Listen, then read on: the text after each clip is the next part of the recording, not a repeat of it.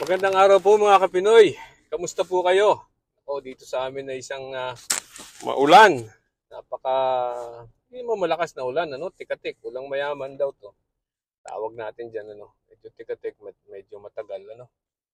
Ah, so kamusta po kayo diyan? At balita ko medyo may nadagdag na namang kasinungalingan, no? Kasinungalingan diyan sa Pilipinas. Sabagay, araw-araw naman po talaga no, may kasinungalingan diyan. At kahit saan. Pero this time, meron naman pong pinasabog. Ano? Pinasabog. Natatandaan niyo po itong si Orly Gutesa. Ito si Sergeant Orly Gutesa. Siya po yung nag-testify. Siya po yung tinatawag nating surprise witness ni Senator Marcoleta sa Blue Ribbon Committee. Nung isa sa mga huling, I think it was the last before the break. Siya po yung nag-testify sa Blue Ribbon Committee na dinala ni Senator Marcoleta, ano? At siya po yung nag-testify tungkol sa mga basura na dinideliver daw nila sa bahay ni Zaldico at saka ni itong si Romualdez, ano? Isa daw po siya sa mga nagdadala at nagdala ng mga basura. They call them basura kasi yun daw pong basura na yun ay yung mga pera na nasa mga bag, ano? So,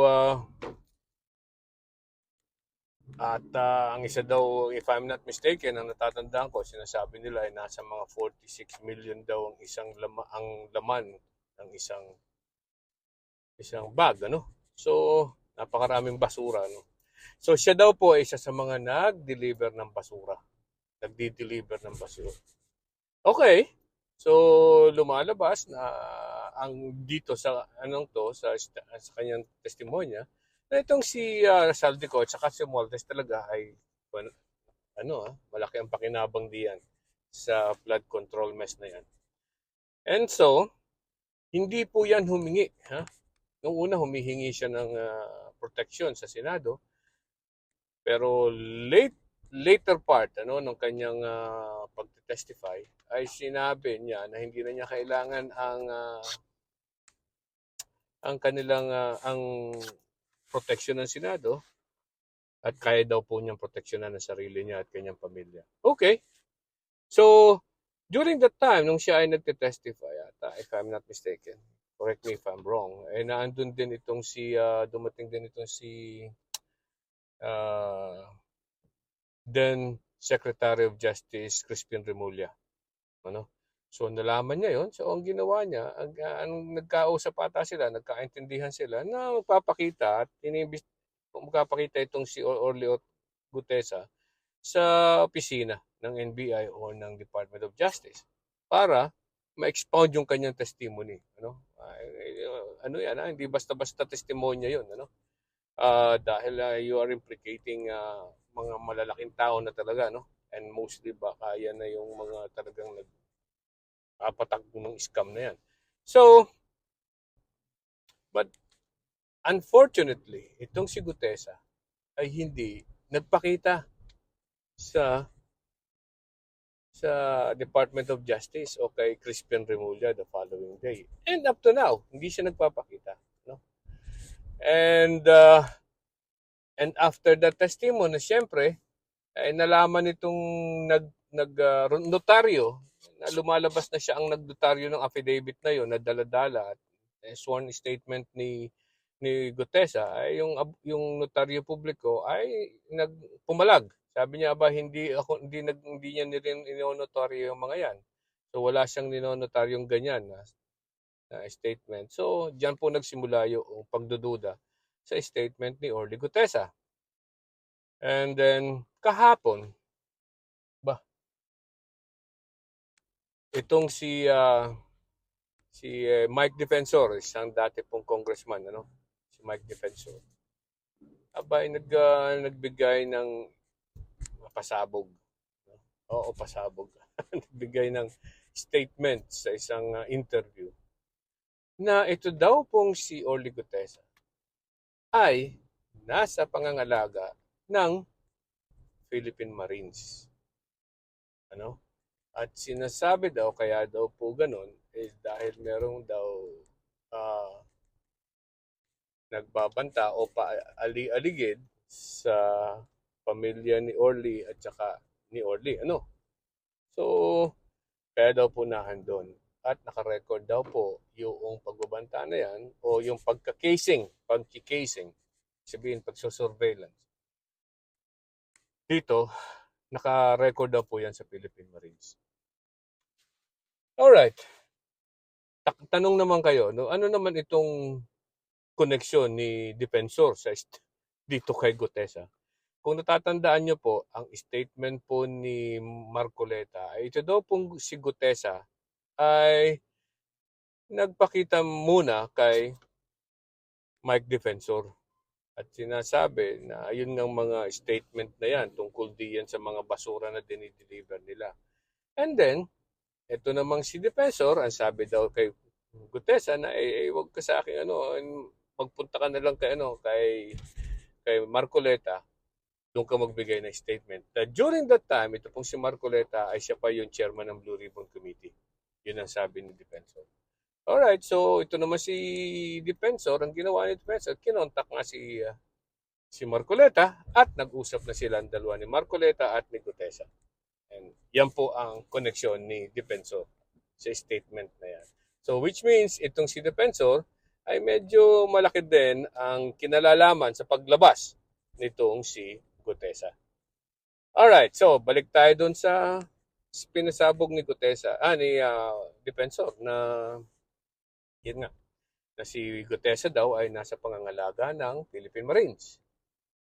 Ano? Tandaan nyo, hindi po nakikita ito si Gutesa after noong statement na yan ni Gutesa sa Senado tungkol kay Romualdez at kay Saldico. So, siyempre, itong nalaman ngayon ng mga natin, ng maraming tao na nadun pala sa Philippine Marines. Tingnan nga natin, fact check. Kasi kailangan talaga yung expand yung kanyang testimonya, no? Siyempre, itong isa sa mga unang nag-fact check ay itong si Senator Lacson.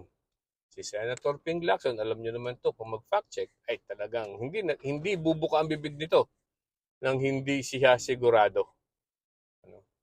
So, nag-fact check itong si Senator Lacson at napatunayan na wala si Gutesa sa Philippine Marines at hindi kailanman naging under sa proteksyon ng Philippine Marines itong si Gutesa since the time na nagbigay ng statement. Okay? Pinatutuhanan din po yan ng spokesperson ng Philippine Navy. Wala daw po sa kanila wala sa kanila sa Philippine Marines at Philippine Navy itong si Gutesa. Okay. So, ang tanong, hanggang saan ang kasinungalingang ito? My goodness. Hanggang saan pa at ano pang mga kasinungalingan ang gagawin nitong mga kampo ng kasamaan? O kadiliman, whatever, kung saan man sila pumapanig. At tayong mga Pilipino, hanggang kailan ba natin tatanggapin ang mga kasinungalingan nito? At hanggang saan ang ating PC para patawarin itong mga to? Sobra na. Sobra ng panluloko sa ating mga Pilipino. Itong mga kwentong ganito. Ngayon po ay balita ko, siyempre yung story ko na naglabas nito kung saan in-interview si Mike Defensor. Doon sinabi ni Defensor na ito daw si Gutesa ay naandun sa Philippine Marines. Siyempre, nung nalaman na ito ay dinispute, yung sinabi ni Defensor, binibigyan ng pagkakataon ito si Defensor ngayon, magpaliwanag kung saan niya nakuha at paano niya nakuha yon at kung totoo ba talaga yung sinabi niya na itong si Gutesa ay nasa pangangalaga ng Philippine Marines. Di ba? Ay, ako. Alright, ano pa? Mga sinungaling talaga. Akala ba nila talaga ay hindi mapapatunayan itong mga sinasabi nila, no? Dito po sa panahon ng social media, marami talagang paraan para i-check ang mga sinasabi ng bawat tao. Ay akala ba nila hindi talaga ito mapapatunayan kung totoo o hindi ang kanilang mga sinasabi? So, ewan ko kung hanggang saan ang magiging threshold ng mga Pilipino sa ganitong mga kasinungalingan. Ano? Okay? Tigil-tigilan na natin ng mga kasinungalingan. Alright, magandang umaga po muli sa inyo at magandang araw sa lahat. Bye-bye.